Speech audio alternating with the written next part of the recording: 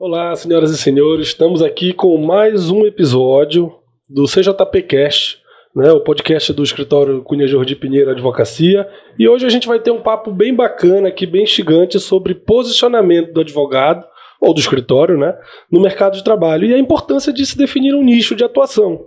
Estamos aqui hoje com a Juliana Machado e a Fabiola Alves, sócias do escritório Costa Alves, Machado e Guzmão Advogadas Associadas, que é um escritório que tem uma proposta de advocacia feita por mulheres sob uma perspectiva de gênero. Falei correto? Sim. Legal. Também estou aqui com o meu sócio Gustavo Pinheiro, dispensa apresentações. Alô. Coordenador da área criminal aqui do escritório. Tudo bem, Gustavo? Tranquilo. Vamos lá. Show de bola. Assim, hoje nós vamos falar sobre... Nós vamos dividir aqui, Gustavo, nessa nova proposta em 2 blocos. Acho que a proposta desse podcast é a gente dividir aqui em 2 blocos com as meninas. Primeiro falar sobre o nicho, a escolha do nicho de atuação, a importância disso, e depois a gente fazer um bate-bola, até por conta da nossa experiência. Nosso escritório é um pouco diferente na hora de definição dessas áreas de atuação. Quais os prós e contras, quais dificuldades, enfim... pontos positivos. Acho que fica uma divisão bem bacana aqui pra gente começar. Meninas, bem-vindas, obrigado por aceitarem o convite. Obrigada pelo convite. Participar aqui com a gente. Agradecemos imensamente. A gente recebe 2 pessoas, é possível. 2 pessoas aqui. Tá ótimo, a gente tá adorando. Que bom. Já estendendo o convite para outros papos, porque certamente dessa conversa aqui vão gerar outros assuntos bem interessantes. Eu queria começar, Juliana e Fabiola, perguntando como foi esse processo de escolha de uma área de atuação, como foi esse processo de definição dessa área, desse nicho, como vocês se conheceram, como vocês se conectaram nessa proposta do escritório de vocês. Como é que isso começou? Maravilha. Eu vou deixar a Fabiola puxar a tua orelha com a história do nicho. Já de cara, nem começou ainda. Não, porque isso foi uma coisa que a gente aprendeu também. Então, quando a gente foi conversar, fomos fazer o planejamento estratégico do escritório, a gente falou muito sobre, a gente quer trabalhar com um nicho, perspectiva de gênero, tudo mais, e aí a pessoa que estava nos orientando falou que hoje em dia a gente fala em segmento de atuação, porque nicho nos coloca numa caixa. E a nossa ideia Há 10 anos atrás eu tivesse aprendido segmentos de atuação, a gente tinha conseguido muitas outras coisas. Eu concordo. Isso ampliaria a nossa forma de atuação. Então, assim, até dentro do que a gente... encaixota, né? Exatamente. E era o que eu falava pro Gustavo, vocês querem me encaixotar, e eu não quero ser encaixotado. Gostei. Mas a questão é essa, a gente trabalha com perspectiva de gênero, não em uma atuação específica, mas é o fundamento da nossa atuação. Então, até mesmo por esse fato, não cabe mesmo numa caixa. A gente está falando de uma estruturação de um modelo de advocacia e que tem interlocução com diversas áreas. Que bacana. Como é que funciona isso? Eu fiquei mais interessado ainda. Como é que funciona isso e como é que o mercado está encarando isso? Porque eu acho que, tipo assim, é uma puta ideia, eu não tenho a menor ideia, tipo assim, de dentro para fora, eu tenho certeza que está algo muito bem desenhado, mas como o mercado está aceitando isso? Como é que vocês estão vendo isso? A gente tem um público-alvo, e esse público-alvo, ele é bem definido, ele se autodefine, ele é bem definido, e mais do que a gente, nós não criamos isso estava aí, existia, a gente apenas se colocou à disposição. Então esse retorno, ele é um retorno muito grande, porque já existia essa carência, existia essa necessidade. Mas aí vem pro como a gente começou, né? Então a gente vai falar um pouquinho sobre isso, porque acho que é muito interessante a gente dizer que, em primeiro lugar, nós somos três amigas. Eu, Juliana, Fabiola e a Samila, que não tá aqui hoje, mas está representada por nós duas. Nós somos 3 amigas, que somos amigas há muitos anos, há mais de uma década. Partilhamos os mesmos valores, partilhamos os mesmos princípios, partilhamos muitas dores semelhantes por sermos mulheres e uma inquietação em razão disso muito grande. E isso nos uniu na advocacia e nesse modelo de advocacia que a gente está querendo fazer. Então, tudo começou com a minha entrada na pesquisa. Eu sou pesquisadora na Universidade Federal do Pará, tenho um mestrado em Direito e estou concluindo um mestrado em Filosofia. E dentro desse meu estudo acadêmico, eu fui confrontada com inúmeras leituras de filósofas, de pensadoras, descrevendo esse modelo social, histórico, cultural que nós vivemos, modelo patriarcal, E daí surgiram explicações para diversos momentos que nós, enquanto mulheres, vivemos e que nós não tínhamos muitas vezes explicação ou mesmo ferramenta para compreender e para lidar com isso. Então, a exemplo, assédio no ambiente de trabalho, machismo, misoginia no formato com que as instituições são criadas, são feitas e como elas funcionam, e a gente é atingida diretamente, tanto estando no papel de advogada, quanto estando ali, pessoa física, mulher. Colega de trabalho, exatamente. Situações da vida. Não só trabalho, situações da vida cotidiana mesmo. Sair de casa já é um Exatamente. Um Exato. E então ali a gente começou a ter ferramentas analíticas, críticas para lidar com isso e para entender que o direito faz parte disso. O direito é um reflexo da sociedade, é um reflexo da cultura e que, portanto, dentro do âmbito da justiça, homens e mulheres não são tratados da mesma forma. A palavra do homem e a palavra da mulher. A prova que o homem traz, a prova que a mulher traz, não tem o mesmo peso.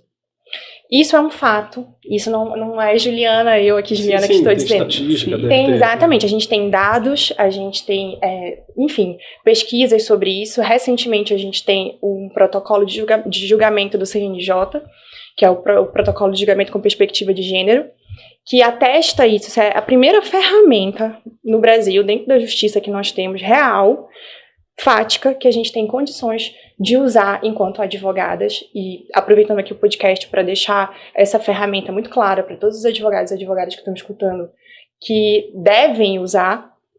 Qual é a ferramenta? É o protocolo do CNJ para julgamento com perspectiva de gênero. Legal, nem sabia que... legal. É um protocolo para o magistrado e magistrada. Exatamente. Exato. Mas que nós advogados podemos fazer pleno uso, tanto no sentido de pegar essas diretrizes que estão ali dentro desse protocolo e aplicar no nosso próprio ambiente de trabalho, quanto para cobrar que no momento em que a gente está dentro da justiça, ali defendendo o direito, que o Estado, através dos seus representantes ali, como, por exemplo, juízes, promotores, enfim. Todos os atores ali do processo. Todos os atores, que eles façam isso através dessa compreensão, desse entendimento. E é bem legal, gente, porque, assim, esse protocolo, de maneira específica, ele traz uma realidade para cada uma das áreas. Então, quando você vê o protocolo, ele tem como juiz da trabalhista, como da área criminal, tudo mais, ele dá algumas dicas práticas mesmo, como você deve se aproximar do processo, tudo mais. Então é muito legal e é um instrumento pouco difundido.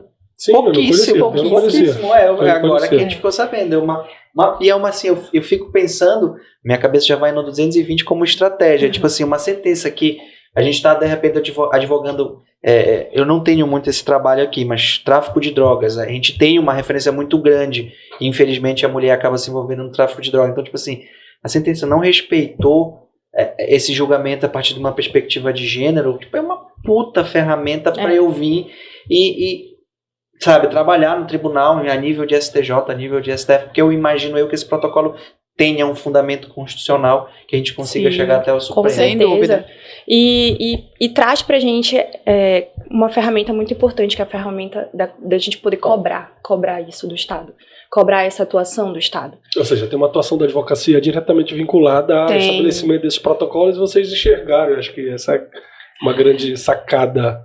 Eu posso te dizer que, na verdade, o embrião disso tudo, quem trouxe, né, foi a Juliana. Eu acho que a Juliana, ela se aproximou muito mais do estudo do feminismo, da perspectiva de gênero, antes de mim e da Samila, né. A gente sempre margeou ali, a gente sempre esteve conversando sobre isso, a gente... É um assunto comum entre as mulheres. E mais do que isso, Yuri, acho que é muito importante a gente levar em consideração que todas nós somos vítimas disso, né? Dessa sociedade patriarcal. E esse estudo trouxe a Juliana de volta pro direito, Exatamente. Né? É verdade. Me tirou da fotografia e me trouxe de volta pro direito. Porque a Juliana tem múltiplos talentos. Exatamente. Ela é uma excelente fotógrafa, entendeu? Então, aí, ela voltou pro direito, pra área acadêmica. Isso fez com que a gente começasse a falar mais disso no nosso meio de amigos, né? Depois, a Samila, por experiências pessoais dela, ela viveu algumas experiências muito, muito fortes de assédio, de e de algumas outras coisas que aconteceram. Ela também começou a se aproximar muito mais do estudo do feminismo, dos feminismos e das pensadoras, e a Juliana, nesse aspecto, foi essa pessoa que ajudou muito a Samila nesse sentido. E eu sou uma boa aprendiz, né? Minhas amigas estavam lá e eu falei, e a gente já tinha esse pensamento comum. Eu falei, cara, eu gosto disso também. Eu quero. E sempre com essas trocas entre nós, sempre muito presente. E essa questão da aproximação da teoria feminista, das teorias que trabalham com perspectiva de gênero, para as mulheres isso vem sempre pelo caminho da dor, da experiência traumática, da gente tentar entender por que aquilo aconteceu. Mas por que isso acontece? A pergunta geral, essa é que eu denomino como inquietação. É a partir dessa inquietação que vem essa curiosidade e essa necessidade de entender por que as coisas acontecem dessa forma, e principalmente a partir do momento que a gente começa a entender por que as coisas acontecem dessa forma, a gente começa a pensar em meios de fazer com que isso cesse. Não só pra gente, como também, no nosso caso, através da advocacia para os nossos clientes. Então, nessa perspectiva, a gente, muito próxima, conversando muito sobre isso, veio essa necessidade de colocar tudo aquilo que estava sendo estudado e visto na parte acadêmica, na prática da advocacia. E aí, nesse momento, eu chamei a Samila Fabiola e fiz o convite para ela. Eu falei, vamos, vocês topam? Vamos lá, vamos abrir um escritório. Mas conta a história direito, que veio de uma frustração. O primeiro veio de uma frustração. Sempre vem. Vem de uma frustração que está inclusa no pacote das dores das mulheres, que é a síndrome da impostora. Tem um nome para isso, que é a síndrome da impostora, que é sempre aquele ponto. Não vou dar conta, duvidando, né? A gente duvida muito da gente, mas não é nem necessariamente da nossa capacidade, não é isso, é de ser levada a sério. Então vão julgar, porque assim, é uma proposta nova, eu estou falando em termos de mercado. Isso já vem sendo estudado academicamente, como a Juliana bem colocou, isso é uma coisa bem debatida, até na academia, bastante.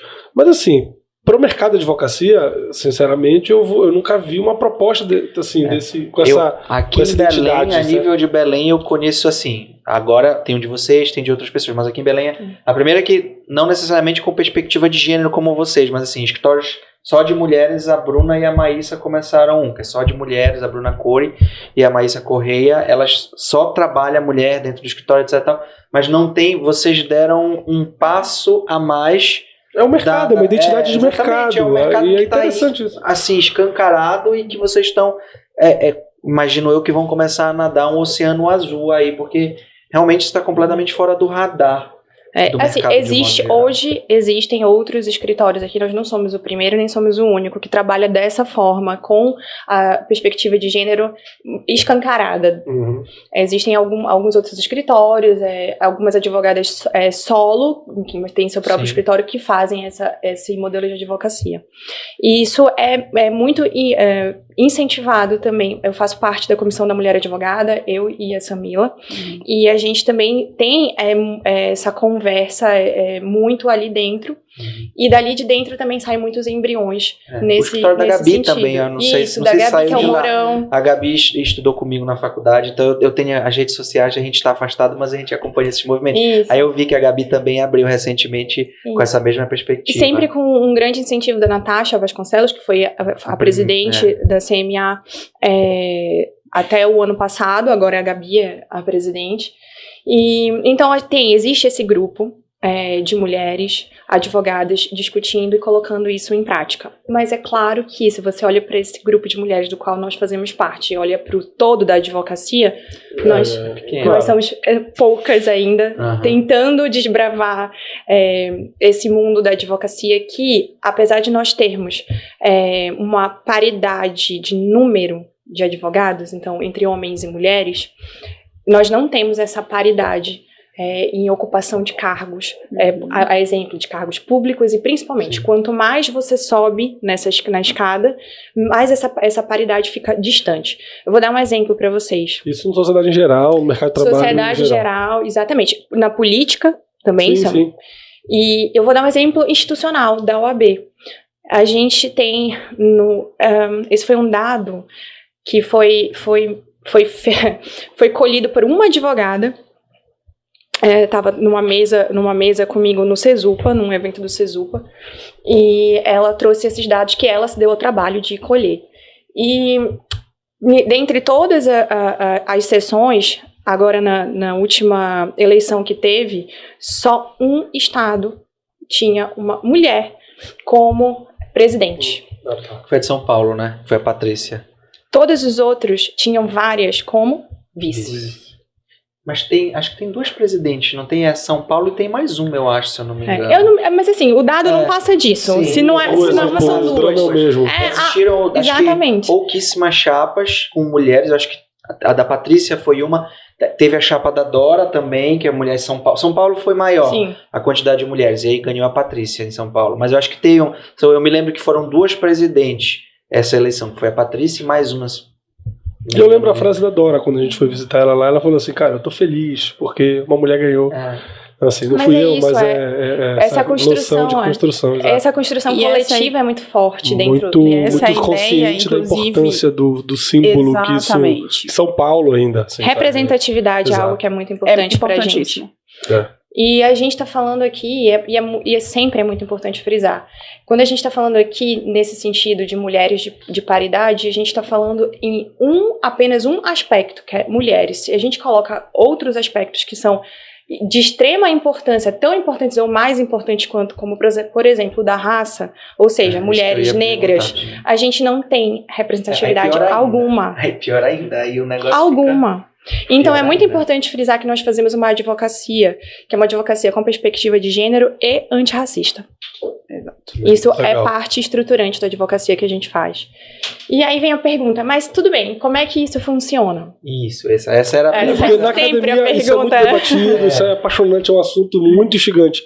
Aí na hora de tornar isso prático, tornar um negócio, eu acho que porque é um negócio. Essa fala de vocês é muito importante aqui para nós, porque assim, a gente espera com isso atingir muitos advogados, muitos jovens advogados e advogadas. Então, tipo assim, de repente quem tá ouvindo aqui, tipo, cara, isso é possível, mas como isso é possível? Sair do discurso, que eu acho que isso é uma perspectiva minha, que é sair do discurso e vamos colocar em prática para mostrar que é possível e que dá para fazer sucesso, que dá, porque assim, no final do dia, assim, eu não consigo só militar, eu preciso alimentar, colocar dinheiro dentro de casa. Então, como isso é possível?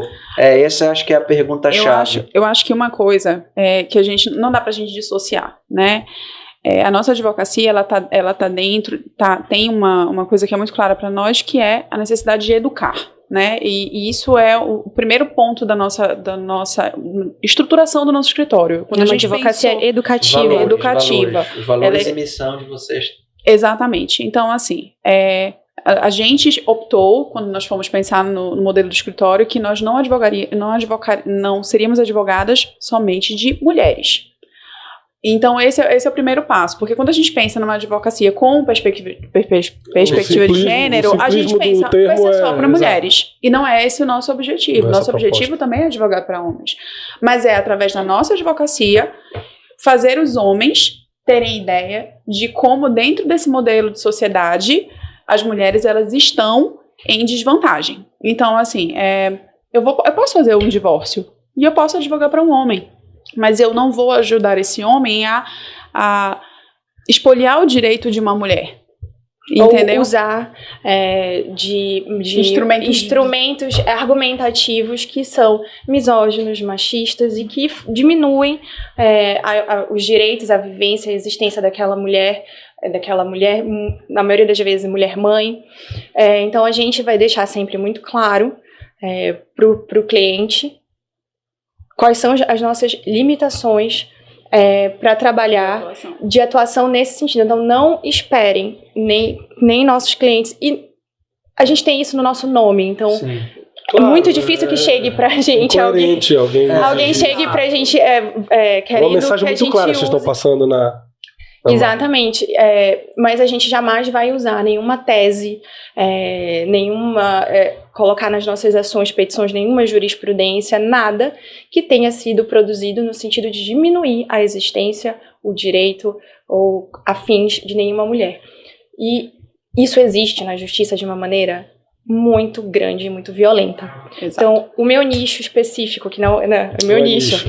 Nesse caso, acho que até pode usar, né? Mas assim, a minha área de atuação, que é direito de família e sucessões, é uma das áreas que mais sofre com esse modelo violento para mulheres. Então, a gente tem inúmeras formas argumentativas de trabalhar, cobrando que a justiça intervenha em casos que são de família, em separações e em guarda, que não precisa. Família é traumático, assim, tem exatamente, muita emoção envolvida, boas e ruins. Que você não só não precisa, que você não deve, que você não pode usar de uma argumentação machista, misógina, violenta, para conseguir o que você quer. Ou mais, gente. Ou então que a gente deixe de entender quais são as vulnerabilidades dentro daquela ação, porque isso é importante.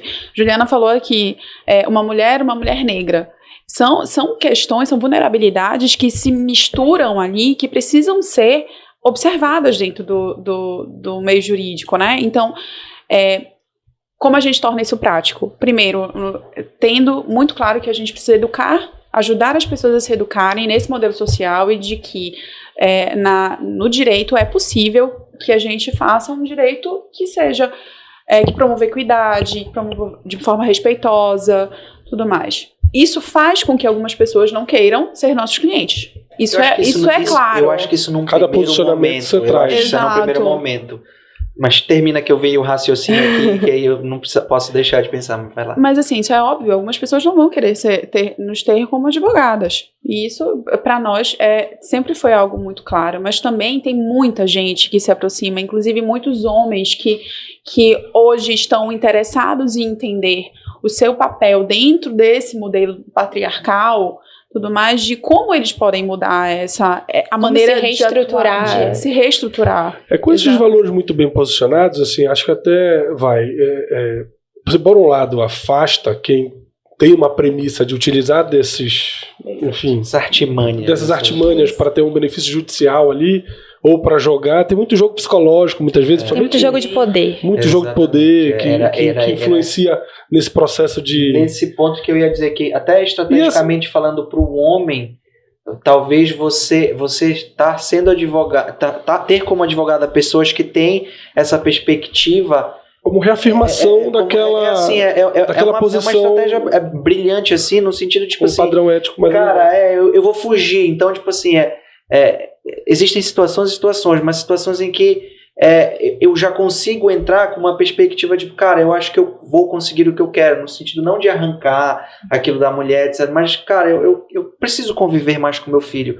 Mas de alguma Passar forma... uma mensagem positiva no processo. Mas de alguma forma eu não estou conseguindo, porque a separação foi muito traumática e ainda tem algumas coisas que precisam ser resolvidas, mas que não é no direito, é no banco no banco do psicólogo, e que, tipo assim, vindo com uma estratégia dessa, talvez você consiga no judiciário, olha, alguma coisa tem aí, não é por aí, eu acho que você atuar como advogado, ou o Estado atuar no direito, sem observar todas essas questões, essas diferenças, que elas são gritantes, você não promover um direito emancipatório, gente. Isso é fato, a gente não pode se dissociar da realidade, né? No protocolo do CNJ, ele fala muito claro sobre isso, ele fala, nós não podemos, os magistrados não podem atuar em abstrato, porque a realidade está aí. Aí vem uma frase filosófica, né? De um filósofo muito conhecido, do Thomas Hobbes, que partia do pressuposto de que nós éramos, esse pensamento, né, no mundo apenas das ideias, sem ser no mundo dos fatos, de que nós somos cogumelos. Nós não somos cogumelos. Nós viemos de uma mulher. Todos nós aqui viemos de uma mulher. E é importante que isso seja dito, por quê? Porque a justiça não é neutra. O direito não é neutro, mas ele é vendido e difundido como se fosse. Sim. Então, se você entra numa sala de audiências para defender o direito de quem quer que seja, sem essa compreensão de que aquele não é um ambiente neutro, de que ali as pessoas não estão em estado de paridade, de igualdade, você já entra perdendo enquanto mulher. E se você está do seu lado com alguém que vai defender o seu direito, sem entender isso, você já perdeu de longe. de longe os seus direitos, porque você já vai ter que abrir mão de uma série de direitos por conta disso. É uma ingenuidade que eu acho que não dá mais para existir hoje em dia no mercado. Não dá pra trabalhar. A tua área de trabalho, pra mim, é muito claro, assim, no criminal você não tem como dissociar da realidade daquele que é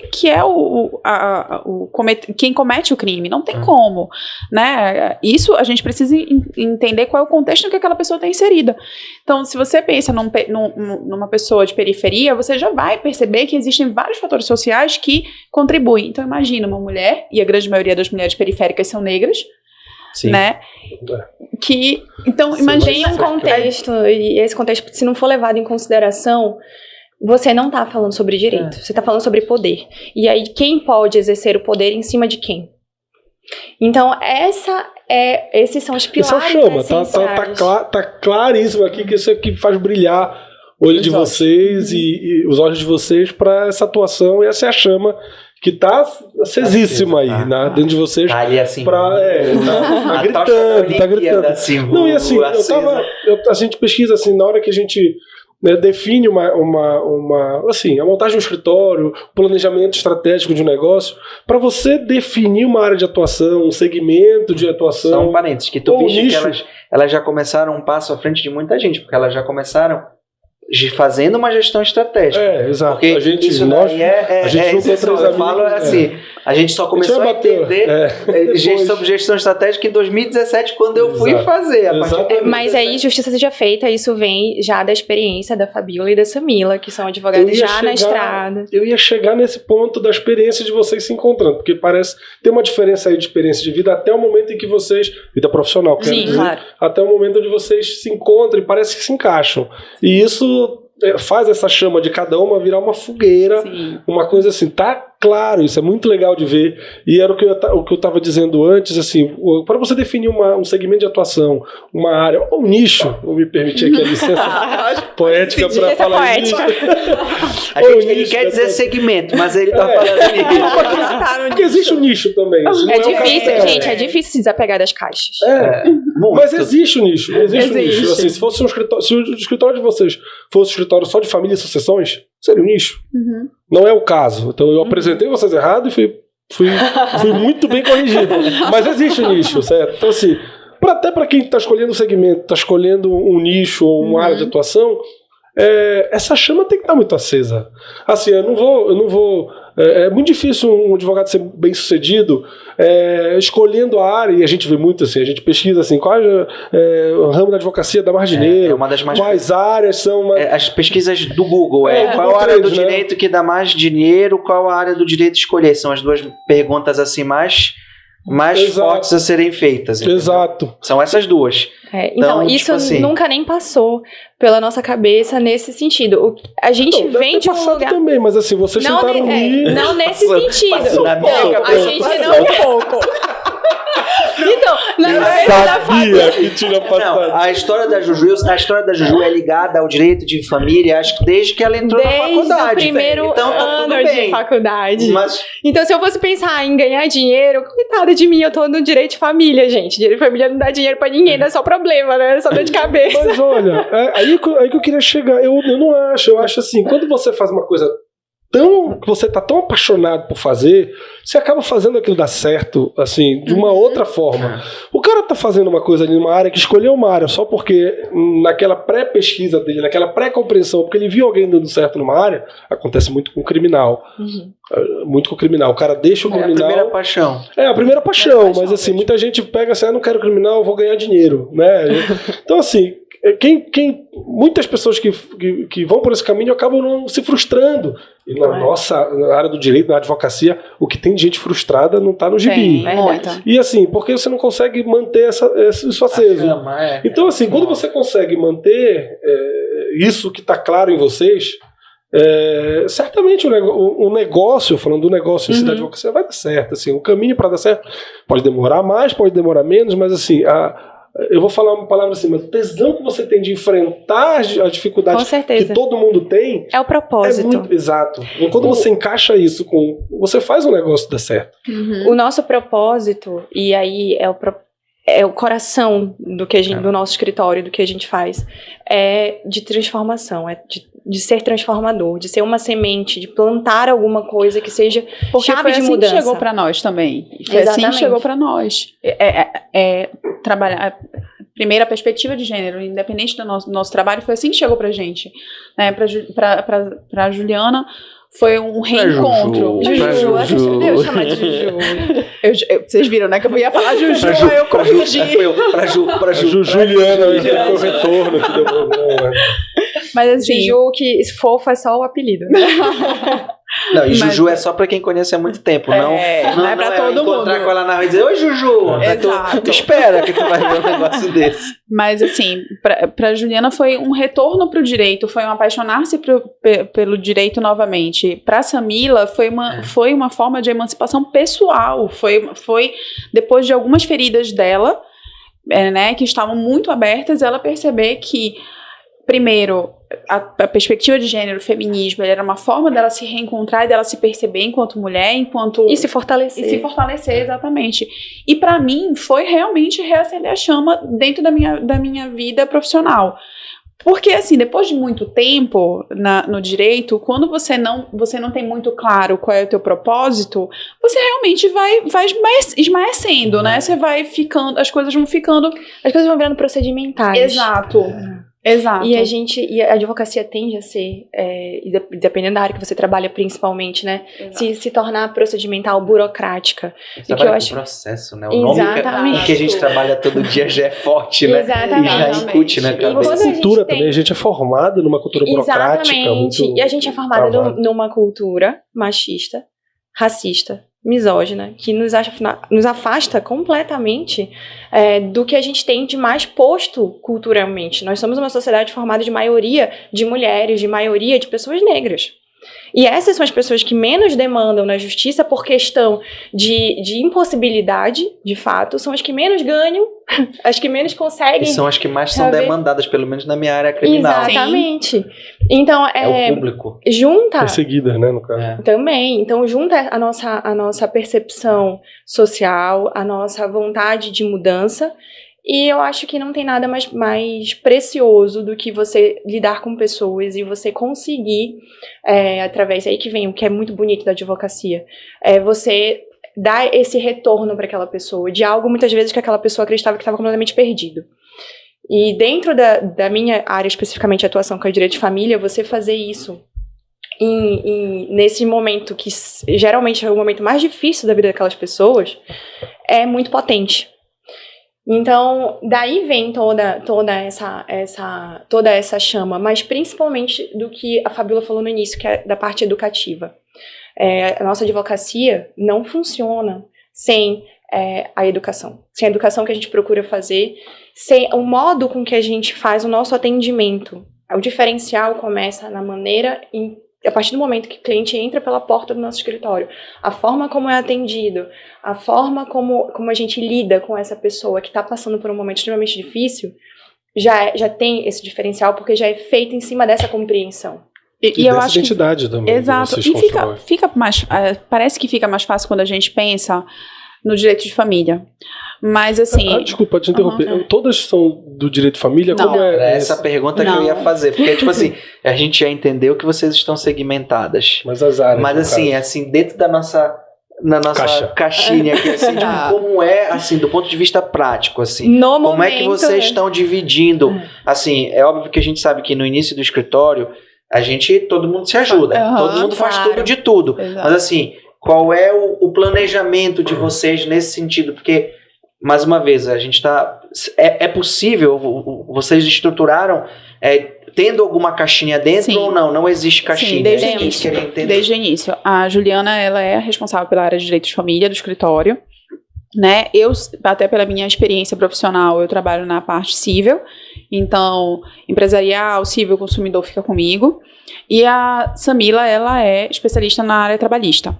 Então, a gente meio que dividiu dessa forma. Óbvio, como vocês falaram, tudo passa meio que por nós três, assim. A gente discute tudo mais, algumas coisas, uma de nós a gente tem menos conhecimento. Facilita até uma liderança numa determinada área para encontrar uma solução mais aplicável. Mas a gente fez essa divisão. E quando a gente fez essa divisão tendo em vista de como a gente ia tentar atuar na nossa área. Então, quando eu estava falando agora, fica mais fácil quando a gente pensa no direito de família. Mas porque também onde as mulheres são mais roubadas. Exato, mas assim, para mim, você promover o direito, vamos para a área de direito do trabalho também, da Samila, né, que a Samila cuida. Mulheres são assediadas no trabalho, mulheres... A mesa. Na verdade, é o teu celular que tá tocando. Isso que ele tá te chamando a atenção. Briga, Gabriel. Me chamaram a atenção falando que eu tava batendo. Não era eu. Pode bater, fica à vontade, que a casa é sua.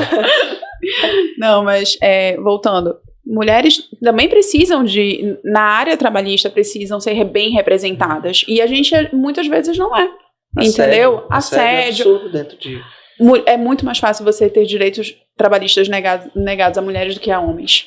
Entendeu? Então, isso tudo...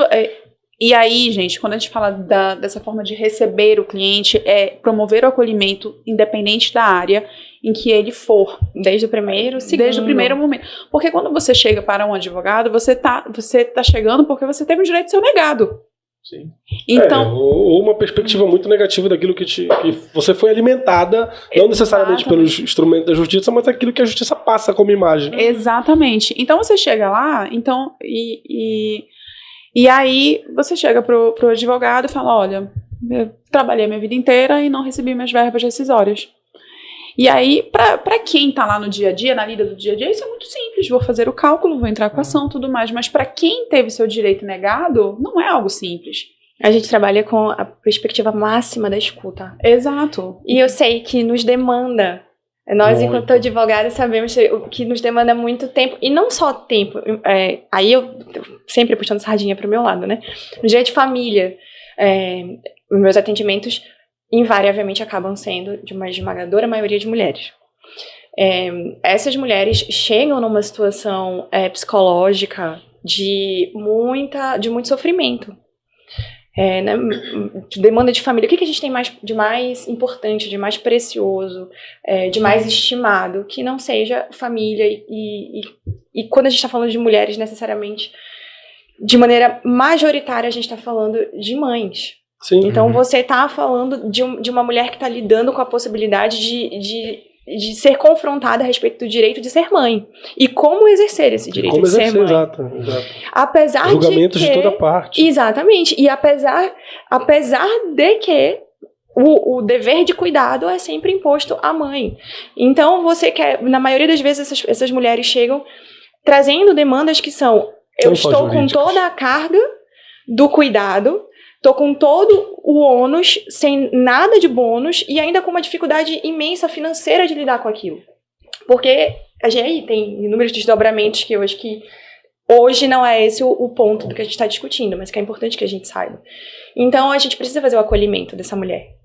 Então a gente precisa proporcionar um ambiente seguro, um ambiente de escuta, de muita paciência, de saber que o atendimento não vai ser um atendimento único, que vai ser um atendimento reiterado e que ele vai acontecer durante o curso daquela demanda, o tempo inteiro. E que algumas coisas nós vamos precisar falar para o nosso cliente. Olha, talvez você precise de uma ajuda que não seja só jurídica, talvez Exatamente. Você precise de terapia, alguma coisa assim. Eu vi um caso, nesse sentido, eu estava ouvindo um programa sobre de marketing para advogados, onde eles estavam atendendo um escritório que é feito só de mulher em São Paulo, eu não lembro o nome, mas eles tinham uma sala, eles ampliaram o escritório e trouxeram uma sala de atendimento dentro do escritório. Eu achei muito legal essa ideia, assim. Como eles trabalham com direito de família, e geralmente esse atendimento para mulheres, majoritariamente os clientes, elas iam com filhos, não conseguiam atender, não conseguiam conversar, tinham aquele constrangimento do atendimento.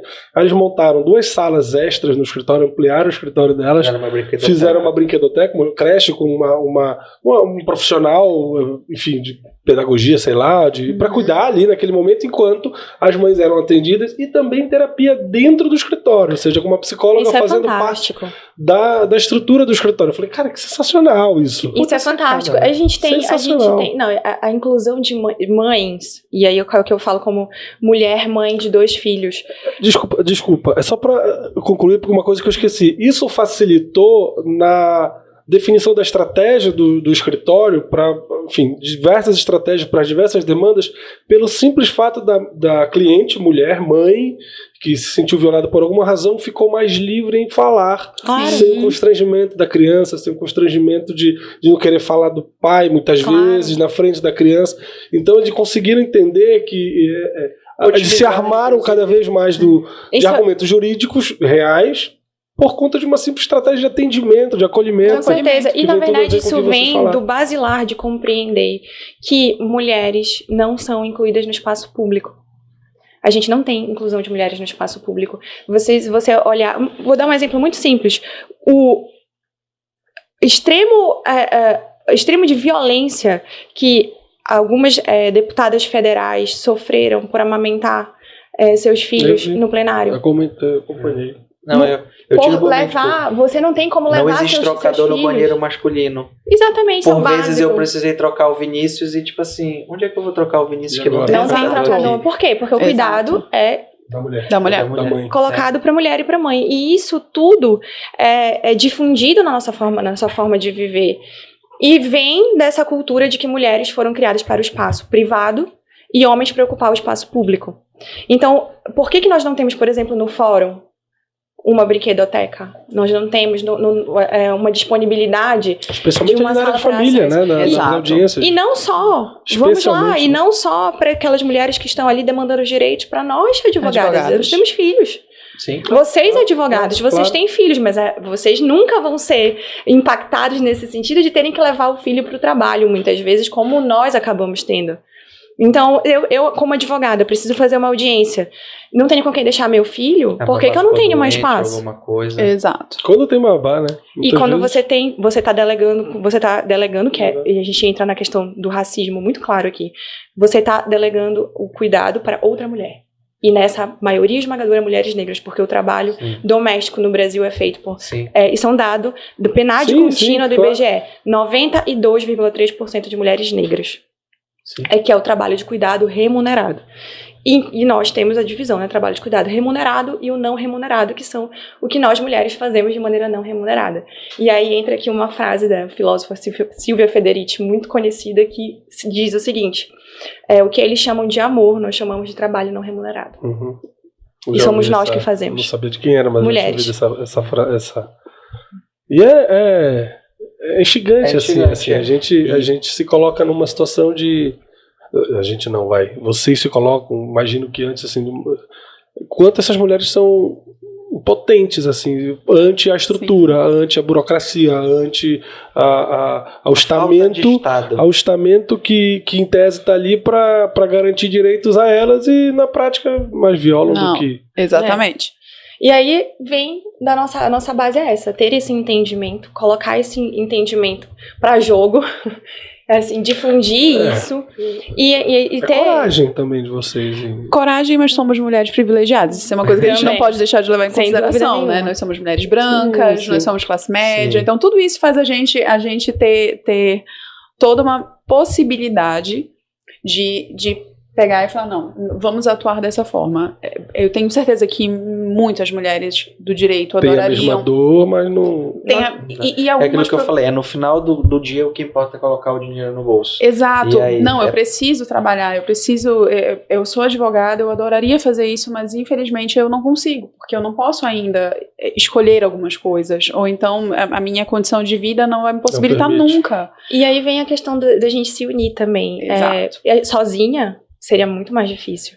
Então, a questão da união vem não só da insegurança, mas vem do fortalecimento.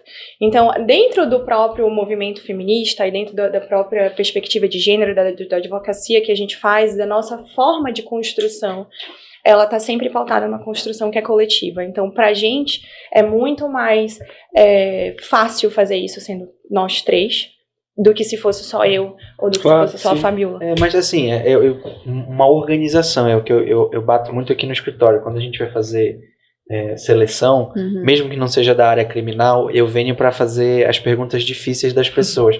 A pessoa ela vem montada, a gente recentemente fez 2 seleções, a pessoa vem montada para responder o direito. Aí eu venho assim, experiência, eu faço isso, eu faço aquilo. Tá, tudo bem, tira o direito da tua vida, quem tu és? Você? Me diz quem tu és, o que tu faz da tua vida, porque eu tenho uma equipe aqui, do lado, que se tu não encaixar aqui, o negócio não vai andar. A gente precisa trabalhar de forma coletiva. Então eu gosto muito do referencial, não sei quem diz isso, é que tipo assim, todos nós somos loucos, a gente só tem que saber qual é o nosso manicômio. Esse manicômio aqui, tem uma galera aqui que tá todo mundo entrosado, tem todo mundo a mesma doideira. Tu é doido como a gente, tu vais te encaixar aqui ou tu vais bagunçar o negócio? Então essa noção de coletividade, assim, a coletividade mulher, mas eu acho que para qualquer escritório de advocacia é assim, não dá. Não dá, senão o negócio não vai andar. Eu acredito muito nessa questão de energia. O Yuri vai me bater aqui, mas se a energia não estiver fluindo, sem dúvida, não vai andar. É por isso que nós somos amigas antes de sermos sócias. Porque a gente tem uma liberdade de dizer o que nos incomoda. Não pensem que nós 3 somos iguais, pensamos exatamente iguais, temos sempre as mesmas ideias e concordamos. Não! Também, né? Ia ser chato. Ia ser horrível, né? Ia ser horrível. Quando tu falaste assim, ninguém pensou no dinheiro, tudo mais, como é que foi? Eu sou a sonhadora, filósofa. Gente, eu tô estudando filosofia. Sobre isso. A gente é sócio há 11 anos, mas a gente é amigo há 20, talvez. Não fala. E assim, o Thiago, que é o nosso outro sócio, eu conheço até mais tempo que o Yuri. Então, assim, por vezes, a gente tá na reunião coletiva aqui, os 3 estão se matando, só falta mandar o outro pra longe. Aí a equipe fica assim, é agora que essa sociedade se desfaz. Aí termina. A gente fecha essa porta aqui, tá se abraçando. Exatamente. A importância dessa amizade é saber assim, sem dúvida a gente vai brigar. Mas a nossa sociedade, ela só vai acabar se as meninas não molharem as minhas plantinhas. Não, tem que ter aquela regra de ouro do funcionamento do escritório. Exatamente. As plantinhas são. Exatamente. Se morrer as plantinhas, a gente vai ter uma DR muito profunda. Não, mas é sério, isso das plantas. É uma questão. Eu ia falar que a Juliana é a idealizadora e tu é a mulher do dinheiro. Tu ia falar alguma coisa e acabou que a conversa... Vou fazer uma pergunta que eu acho que vai nesse sentido, assim. Beleza, assim, já tá muito claro, né, pra gente, assim, o que mantém vocês unidas e o que mantém vocês acreditando nesse projeto, que é muito legal, assim, eu conheci agora um pouco melhor, mais a fundo do que motivou. Sensacional, acho que todo mundo tem que ter essa chama, seja qual for a área, seja qual for a sua preferência, a sua área de atuação, sua paixão no direito, paixão na profissional. E isso ter acesso é muito legal. Mas assim, vocês fizeram um planejamento estratégico, estavam começando quando falaram, não é nicho, é segmento. Nunca vou esquecer disso.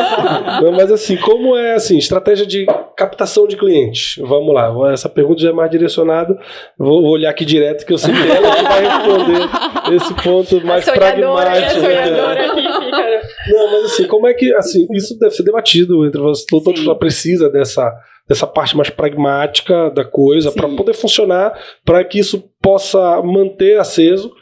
Como é que vocês fizeram até aqui em termos de captação? Como é que isso está planejado para frente numa área segmentada, certo? Só fazer um adendo aqui. Um dos motivos da gente montar o podcast é esse também, a gente poder perguntar para as pessoas para ver o que a gente consegue falar pra dentro de casa. Não precisa abrir o segredo do jogo. Não, mas a gente é assim, a gente aprende uns com os outros, a gente não aprendeu nada sozinho, a gente aprendeu com alguém sempre, né? Isso é a máxima. Mas assim, eu acho que uma das coisas que a gente usou como nosso grande amigo foram as redes sociais, assim, isso foi uma a gente tem usado, né? A gente tá construindo diariamente rede social. Fala aí pra gente botar depois na... A gente tem o Instagram, CAMG Advogados. CAMG Advogados. Isso. Todo mundo seguindo. Por favor. Muito legal, eu vi. O principal dessa rede social, aí entra a questão, né? Não é necessariamente a captação de clientes. Essa rede social do CAMG foi montada para ser educativa.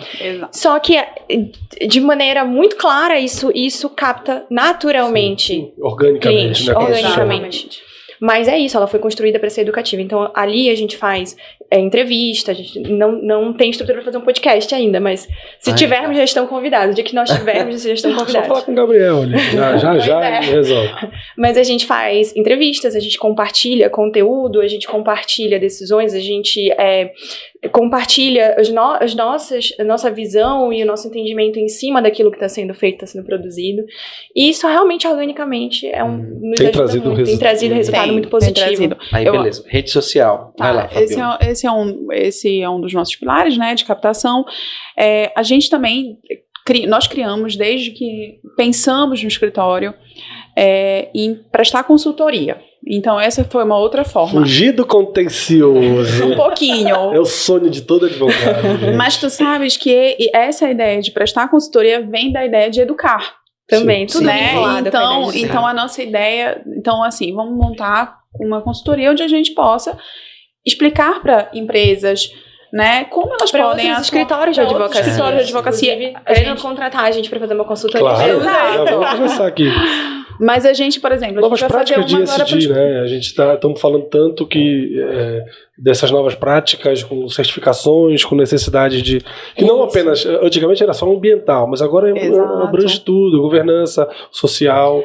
E isso é muito grande. A gente, por exemplo... Que vão ser internalizados. Exatamente. Isso é muito grande e isso está difundido no Brasil inteiro. A gente vai prestar no próximo mês uma consultoria para um escritório de advocacia em São Paulo, chamado Brunelli de Paula, que é justamente para levar essa atuação de perspectiva de gênero, e isso está interessando inúmeros escritórios em inúmeros lugares. Então, esse é o interessante da consultoria que a gente faz também, porque a gente não está só atrelado aqui ao espaço Belém. Sim. A gente leva essa consultoria para aonde ela chegar, nós estamos indo junto com ela. Que legal, que sacada, assim, além da chama, mas é uma sacada muito legal, assim, comercial falando. E também, eu acho que é justamente para ampliar um pouco essa visão, né? O advogado, ele não precisa só estar no contencioso, ele pode atuar... Ele pode atuar de diversas formas, inclusive quando você faz o contencioso você faz assessoria contenciosa, você pode falar, não, mas vamos trabalhar de outra forma, vamos fazer um planejamento, vamos atuar com um preventivo diferenciado, alguma coisa assim, porque um exemplo muito claro, existem empresas aqui que têm uma política interna que não percebe-se que ela é uma política de assédio.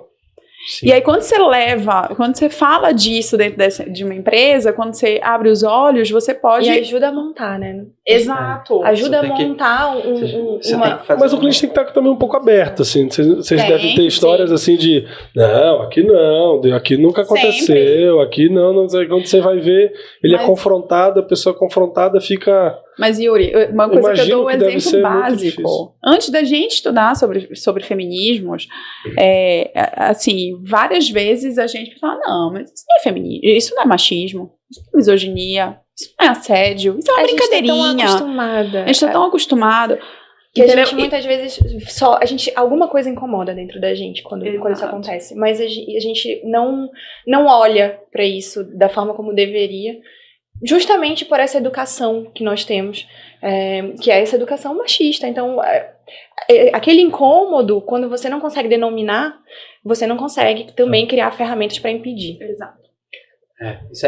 Eu estou pensando aqui, isso tem que estar no código de ética das empresas. Isso é uma puta oportunidade de fazer uma... Isso está mudando, assim, no conceito geral, não tão específico. Acho que o grande valor dessa conversa é trazer mais a miúde ali dentro de um conceito mais amplo de ESG que a gente está falando, mas isso vai chegar, assim, a evolução, já teve evolução. As certificações, por exemplo, são uma forma que está existindo muito forte.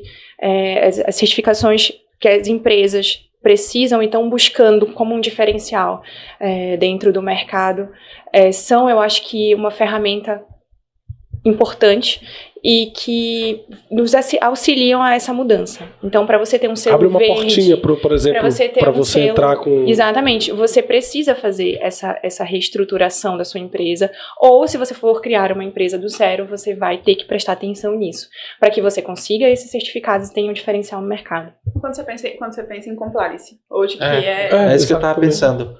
Né? Então, porque tu é especialista nisso, eu faço compliance também. Foi aonde eu achei que eu consigo fazer uma advocacia criminal preventiva, no compliance. Por isso que eu tava pensando no código de conduta, que tipo assim, tem que ter... Eu tava pensando justamente nisso. Cara, eu nunca vi e nunca pensei em estruturar que alguma das cláusulas, um capítulo de um código de conduta é isso.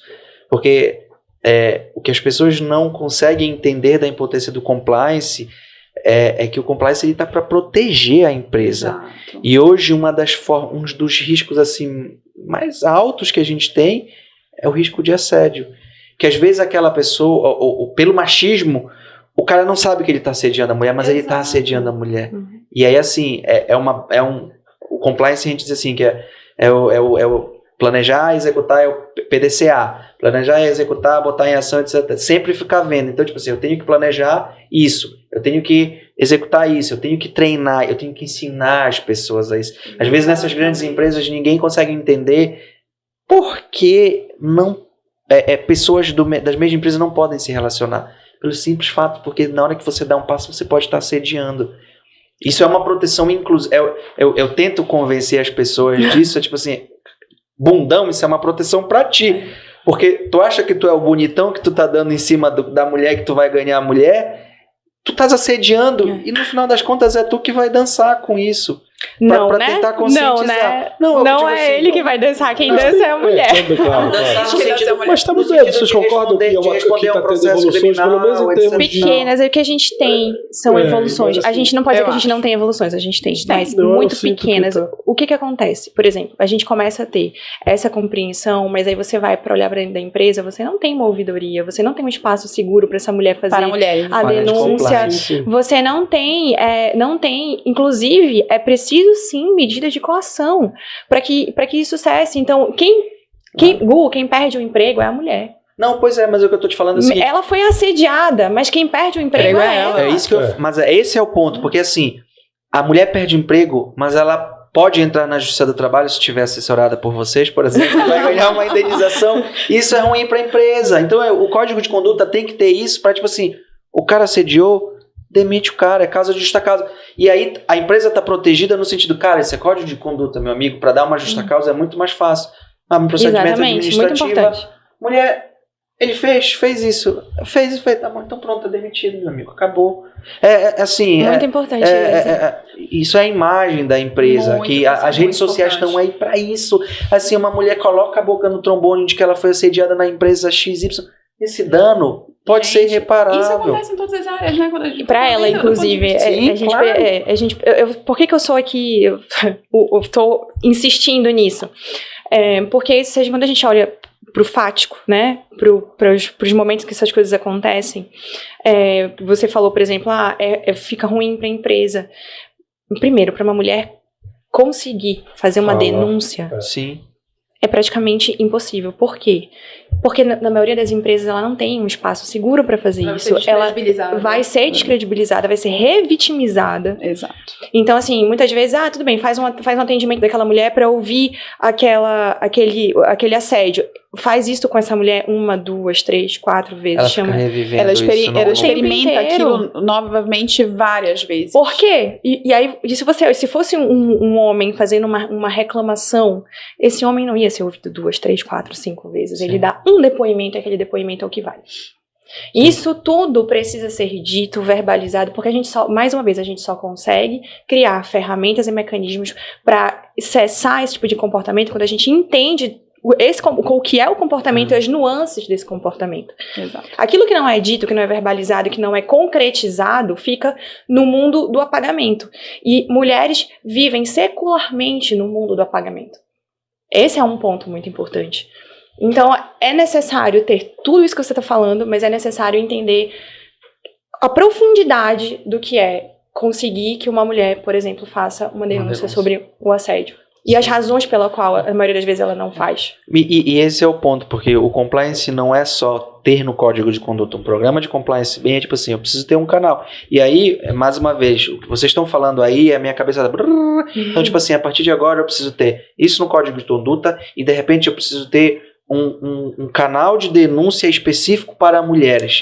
Para denunciar isso. Eu acho que... Com suporte. Com suporte psicológico, por exemplo. Porque assim, não basta ter, como tu falaste, mas eu tenho um canal na minha visão leiga do assunto. Eu tenho um canal de denúncia, ela faz, mas tipo assim, tu acabaste de me dar um exemplo que não é isso, eu preciso de um canal de denúncia especializado para ouvir, para não revitimar, etc.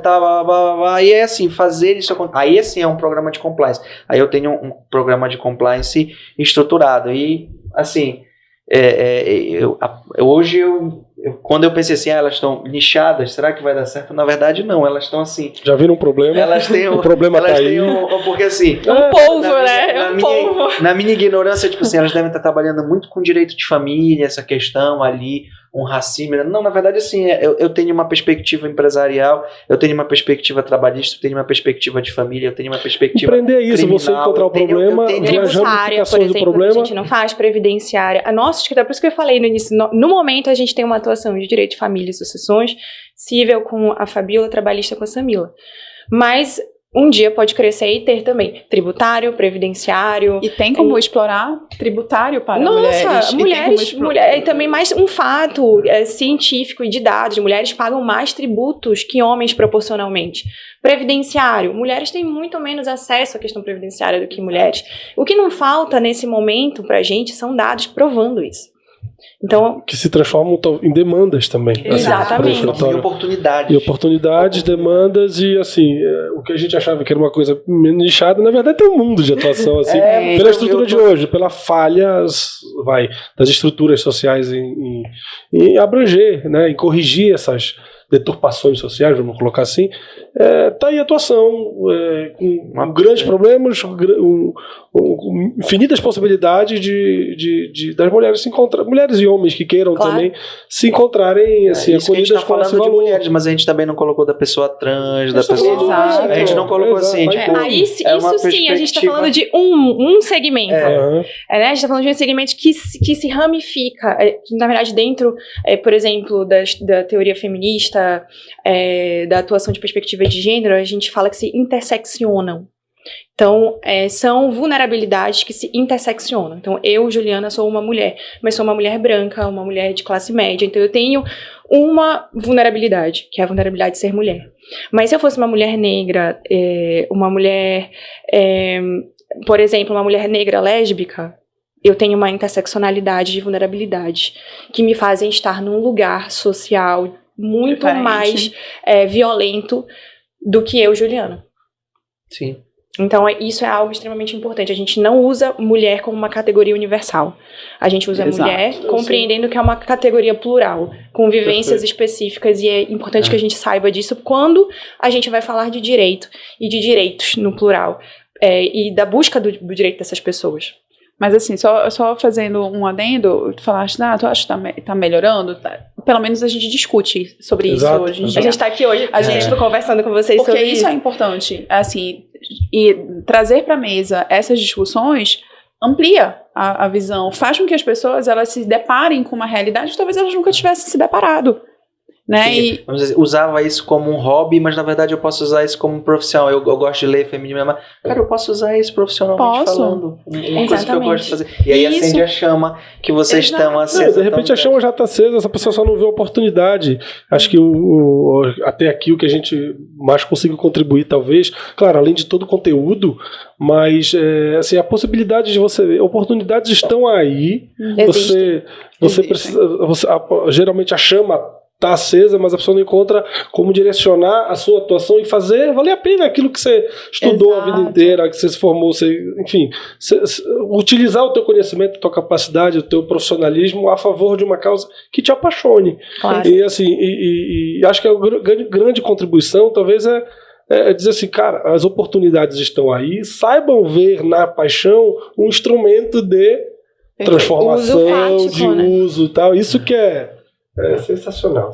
E a gente vai se ficasse nessa até amanhã discutindo isso. E a gente precisa. Eu preciso ter uma pergunta, que tem uma pergunta aqui, assim. A gente falou sobre os pontos bons, os pontos legais, assim, o oceano que existe em termos de problema, né? Ou seja, tem muita. Por conta de todos os problemas que foram falados aqui, mencionados, existe uma grande possibilidade de atuação do escritório neste segmento para resolver esses problemas. Então, é uma oportunidade de empreender na advocacia quando você encontra esses dois fatores. Assim, com a parte... O contraponto, né? Assim, tudo que tem um lado bom também tem um lado ruim. Então não é. Sem dúvida. Mas assim, o que vocês acham que essa segmentação traz de negativo em termos de sustentabilidade do negócio, vamos colocar assim, em termos de escritório? Se é que traz alguma coisa. E assim, acho que se por um lado nós temos um escritório com esse segmento, por outro existem escritórios, por exemplo, o nosso, que tem vários segmentos. Né, assim, de negócios, de atuação, trabalho no ambiental, mineração, tributário, criminal, civil, previdenciário, e assim, a gente já discutiu várias vezes, vamos nichar, vamos segmentar, não vamos fazer, vamos acontecer. E a gente continua no mesmo caminho, mas assim, de maneira sustentável. Sim. O escritório se sustenta até aqui, tem perspectivas também de planejamento boas. Sim. Pelo menos é o que a gente espera e o que a gente vê no horizonte. Mas existem problemas, assim, a gente não consegue, por exemplo, ter uma autonomia, uma grande autoridade em um determinado assunto, numa determinada fase, numa determinada situação que a gente precisa responder e a gente precisa correr para outros. Existem lados bons e ruins em qualquer escolha que se faça. Claro. A ideia é tornar também isso claro como informação apenas, entendeu? Perfeito. Não, eu acho que de maneira clara, e eu acho que de maneira clara para todos nós que estamos aqui na mesa, o principal problema, que eu acredito, que é momentâneo, mas que é de fato um problema, é que a gente já entra com um crivo. Sim. Então, esse crivo ele já existe no momento em que olham para a nossa logomarca. Exato. Então, a gente sabe que diferente de um escritório de advocacia que começa e que não tem essa colocação clara. Pega todas as exatamente. Qualquer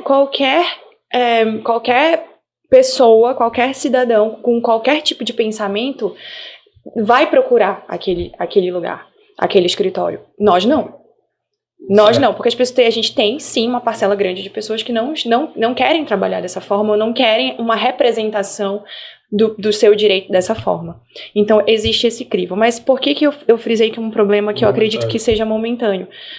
Porque a gente tem sim isso está em crescimento e a gente tem sim uma demanda muito grande.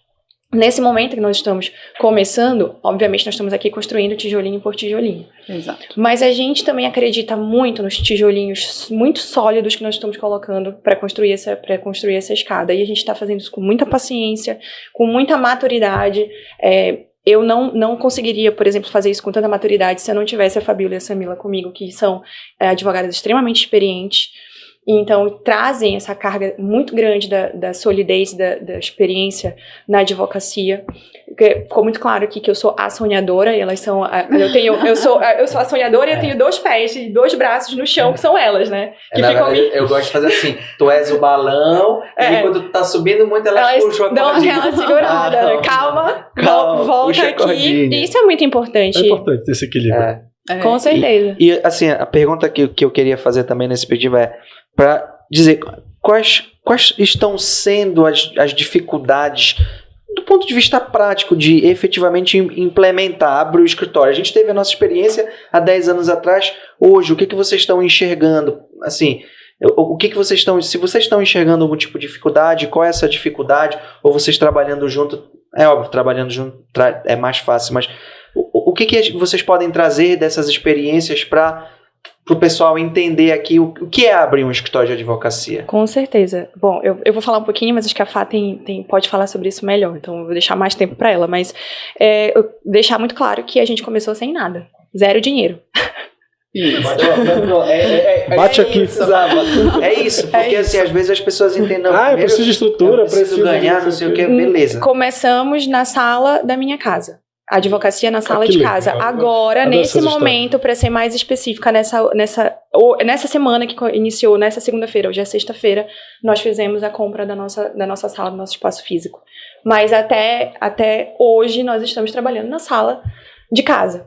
Isso. Então, a gente veio de um processo onde veio pandemia, naturalmente eu tinha um espaço meu, e aí com a pandemia eu fiquei em casa, e aí eu falei, não, vou ficar trabalhando, tava trabalhando só online mesmo, E a Juliana estava estudando, e a Samila, ela também estava conseguindo trabalhar remoto durante muito tempo, e a atuação dela também permitia que ela não tivesse um espaço físico na advocacia dela.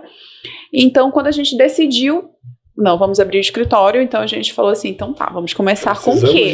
Vamos começar com o nosso conhecimento e com o nosso carisma. É o que a gente tem. Começaram bem. Começaram bem. É isso que a gente tem. Mas aí a gente começou assim mesmo. A gente começou vontade, conhecimento, carisma e só. Isso morreu aí. A gente começou com tudo isso também, sem muito carisma. Zero carisma. Mas a gente começou parecido.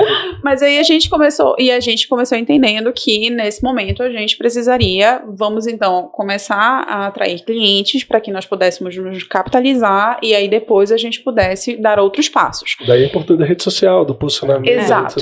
Então, pra gente isso foi importante, né? Então, Mas a gente, Frisa, a gente sempre teve muita consciência, esteve muito confortável nesses passos de formiguinha mesmo. A exemplo, a gente fez uma comemoração de inauguração do nosso escritório que não existia. Não existia fisicamente. O espaço físico, né? O espaço físico no lançamento da minha exposição fotográfica.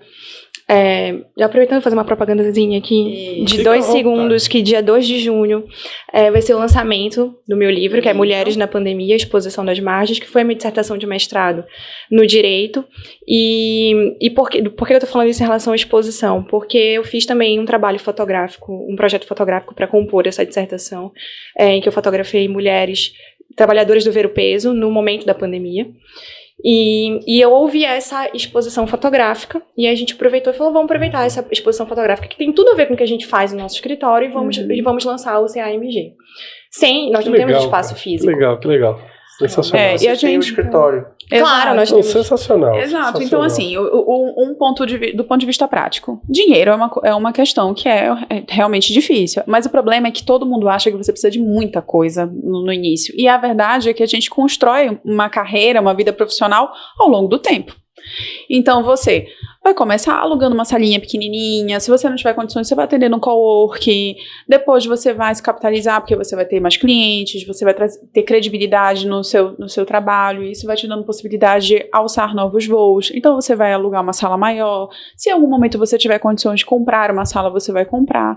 Mas uma coisa que eu acho que é inegociável, você não pode deixar de ter responsabilidade com o seu trabalho e você não pode deixar de estudar. Porque eu acho que isso é isso que consegue fazer você... É o coração do nosso negócio. Exato. Assim. Serviço, é intelectual, é um serviço. Exato. Então, o dinheiro, de fato, é um fator impeditivo. Eu acho que outro é o que a Juliana falou. Eu acho que é esse crivo que a gente faz. Então, por exemplo, eu preciso de um parceiro na área criminal, porque a gente não tem uma área criminal no nosso escritório por enquanto. Eu não vou escolher qualquer advogado ou qualquer advogada, porque a gente também tem que lembrar que existem mulheres que não atuam da nossa forma. E aí essa pessoa ela não está alinhada com a nossa forma de trabalho.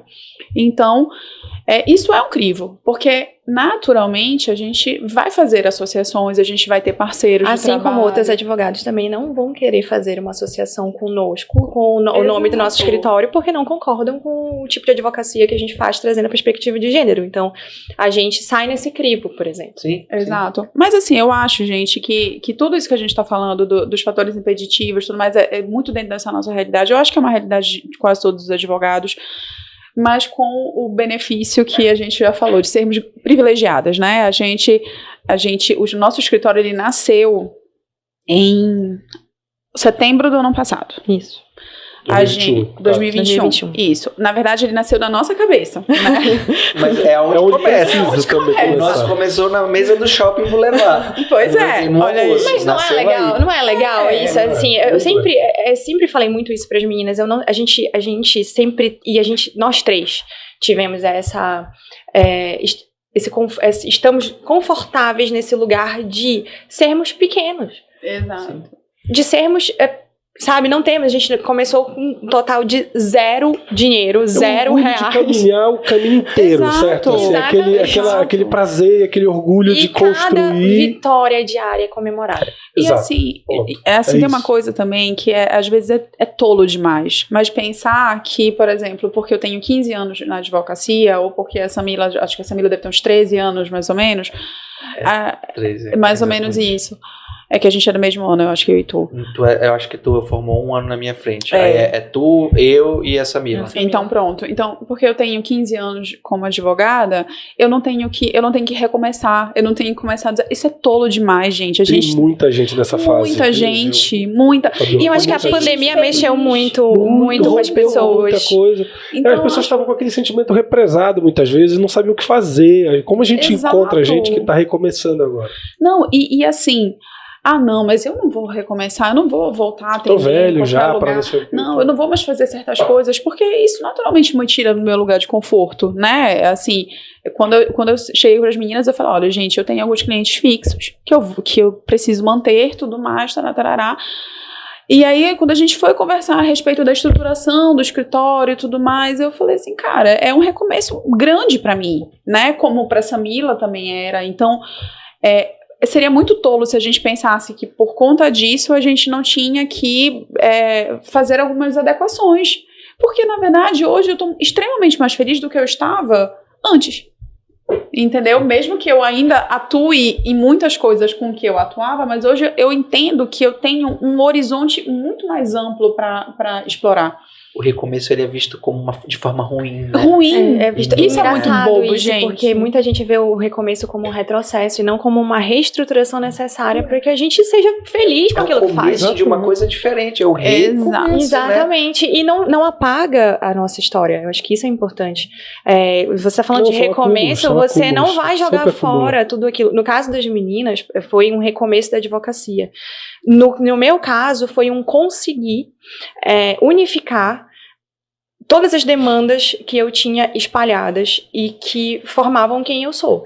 Então, a fotografia, por exemplo, eu tive uma realização pessoal inexplicável quando eu consegui trazer a fotografia para dentro do meu trabalho acadêmico, por exemplo, e isso foi muito bem aceito, que eu nunca imaginei que seria, mas foi muito bem aceito.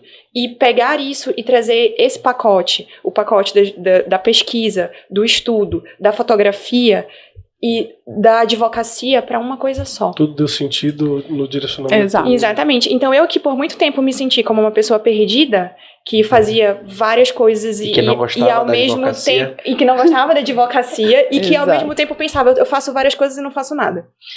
E consegui unificar. E esse foi o meu recomeço. O das meninas foi um recomeço realmente dentro da advocacia. Exato. Mas vale a pena. Com certeza. Eu tô, assim, de boca aberta com o papo, assim. Eu tô maravilhado a gente se estendeu um pouco, né? Não, tá ótimo. Foi ótimo, assim, porque quando eu coloquei pro Yuri, acho que as meninas conseguem fechar bem legal essa nossa série, porque elas têm duas coisas que a gente ainda não conseguiu explorar dentro da advocacia, que é a questão da segmentação, não do nicho, e a questão de um começo ou um recomeço, entendeu? No final, no primeiro momento eu analisei como um começo, mas agora a gente tá vendo que é um recomeço para todas vocês, na verdade. Exato. E que, tipo assim, a mensagem que fica é, cara, eu tenho um oceano azul trabalhando na perspectiva de gênero, eu não tenho nicho, eu tenho uma segmentação, eu tenho um horizonte, assim, sem descrever, de oportunidades, de negócios, e como um recomeço é legal. Como um recomeço pode ser muito legal e pode ser uma... Eu vou te falar que a lição mais importante para mim é assim, explore suas paixões. Invista em você, né? Invista em você, explore suas paixões. Não exclua aquilo do teu negócio, do teu core, do teu business, do teu escritório, do teu planejamento, daquilo. Você vai fazer. Se você fizer isso, você vai... Você aguenta topar enquanto as pedras aparecerem. Você vai. Aí eu acho que tem a diferença entre ser opaco e investir no seu próprio brilho. Porque senão a gente passa a vida sendo opaco, fazendo o que tem que fazer porque tem que fazer. Exato. E aí perde essa gana de E às vezes tem que fazer o que tem que fazer. Às vezes tem que fazer o que tem que fazer. Não, trabalho é trabalho. Se a gente tiver que fazer o que tem que fazer, fazendo o que gosta, melhor ainda. Mas assim, é a questão, olhe pra dentro da sua paixão e encontre o negócio ali dentro, entende? Que você vai resolver problemas que muitas vezes não estão sendo resolvidos, mas que estão aí na cara de todo mundo. Você tem demanda para isso, saiba organizar isso, dê um olhar para a sua paixão como um negócio. Acho que é um grande valor aqui que para mim ficou desse bate-papo bem legal. Bora fazer parte 2, que a gente tem perguntas para fazer para vocês. Ótimo, já vai fazer o retorno. A gente vai fazer o retorno. Já fecha com a pergunta de ouro. A gente tem 2 pessoas, então a gente vai ter 2 perspectivas. Vai lá, tu que gosta de fazer a pergunta de ouro, vai lá. Não, é a pergunta final. A gente sempre pede dicas, assim. Quem tá ouvindo, assim, tá num momento, olhou, falou, puxa, eu tenho, não necessariamente a mesma, mas assim, eu tenho uma paixão que eu nunca vi, né, como negócio. E como é que dicas vocês dão para essas pessoas começarem a encararem os cuidados, dicas, enfim. E imagino que a conclusão seja mas vão com estudo, sem dúvida nenhuma, para aprofundamento. Não vai colar. Tu vai ter que dizer o teu. Outra coisa que eu ia falar mesmo. Não, eu digo isso partindo da minha trajetória. Eu nunca teria encontrado este segmento, ou como o Yuri gosta, nicho. Já estou convencido, já estou esperado. Volto vencido. Nunca teria acreditado nisso se eu não tivesse, de fato, estudado, e no sentido mais simples da palavra, por curiosidade, por inquietação, por uma busca de entender mesmo por que as coisas acontecem dessa forma. Então, foi a partir dessa compreensão que não termina. O estudo, ele é eterno. E isso é o mal do pesquisador também, que ele vicia. E é por isso que vicia, porque você passa a ter uma compreensão e se sentir seguro para fazer algumas coisas e para trabalhar de determinadas formas. Eu não teria segurança alguma de colocar a advocacia com perspectiva de gênero do lado da nossa logomarca se eu não tivesse essa segurança de realmente intelectual, de aprofundar essa informação e de sustentar intelectualmente aquilo que eu estou propondo ali. Perfeito. Eu ia falar justamente isso. Eu acho que eu falei primeiro, que era para ela vai ter que falar do planejamento estratégico. Ela vai ter que se virar agora. Não, na verdade, assim, eu acho que é importante a gente conhecer primeiro o que a gente ama, né? Então, se eu quero explorar uma paixão, eu tenho que profundamente conhecer aquilo. Então, o estudo é essencial. Eu acho que, para além disso, é entender que compreender a sua realidade dentro do que você quer explorar. Às vezes você não vai conseguir sozinho, às vezes você precisa se associar, às vezes você precisa de um parceiro, às vezes você vai ter que entender que você vai começar muito pequeno.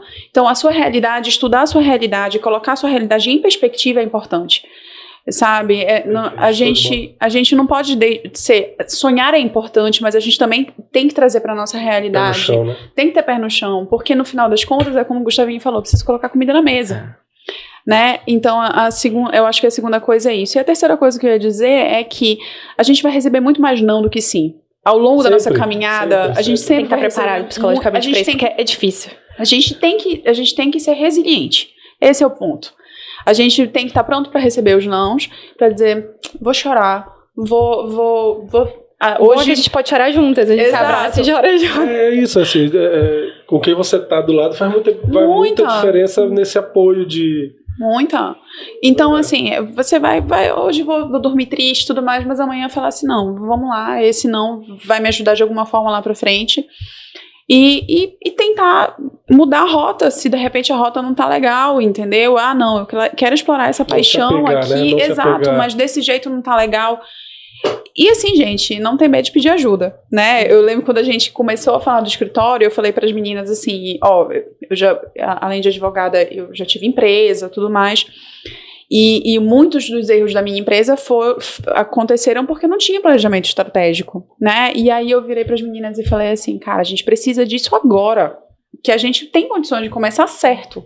Isso. Então, eu cheguei com toda a humildade do mundo para uma das minhas melhores amigas e falei assim, me ajuda a fazer planejamento estratégico, eu não tenho dinheiro para te pagar.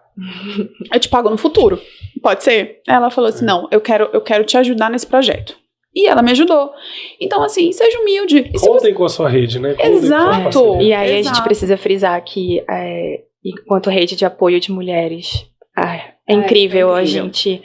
a gente tem, continua tendo, e a gente tem o prazer de dizer que a gente também consegue funcionar como rede de apoio para outras mulheres. E que fique isso muito, muito bem claro aqui, porque existe um estereótipo terrível sobre mulheres, de que mulheres não trabalham bem com mulheres e que mulheres não ajudam mulheres. Isso é um estereótipo machista, misógino, que não faz o menor sentido, porque nós só conseguimos firmar esse escritório e só conseguimos caminhar porque nós fazemos parte de uma rede de apoio de mulheres que apoiam mulheres, e é isso que nos sustenta. Maravilha. Foi excelente. Foi excelente. Foi demais. Foi demais. Eu quero agradecer aqui de novo a presença da Juliana e da Fabiola. Sigam elas nas redes sociais, vale a pena, um Instagram bem legal. Como é? CAMG Advogadas. E pessoalmente, a Juju Machado. Ju Machado com 2 O's no final. Juju Machado e a Biola Costa Alves. E Samila Guzmão. Samila Guzmão. Foi muito bem representada. Exatamente. Espero vocês e todo mundo que está aqui escutando dia 2 de junho na Livraria Fox. Estaremos lá. 18 horas para o lançamento do Mulheres na Pandemia. A gente vai mandar um convite para vocês. Legal. Claro. Muito obrigado pela presença de vocês, por aceitarem o convite para esse bate-papo maravilhoso aqui. A todo mundo que está assistindo, sigam elas no escritório e elas pessoalmente, vale a pena. Compartilha, curta aí, comenta se tiver dúvida. Ajuda o amigo também. E siga o canal, né, Gustavo? É importante. Siga o canal, ajude a gente a continuar também. E sugestões. Quem tiver sugestões de temas, sugestões de convidados, cara, passa pra gente. A gente coloca aqui na agenda e a gente vai bater esse papo também. Obrigado de novo. Obrigada pelo convite, foi maravilhoso. Foi muito bom. Um beijo. Tchau, tchau. Um beijo, gente.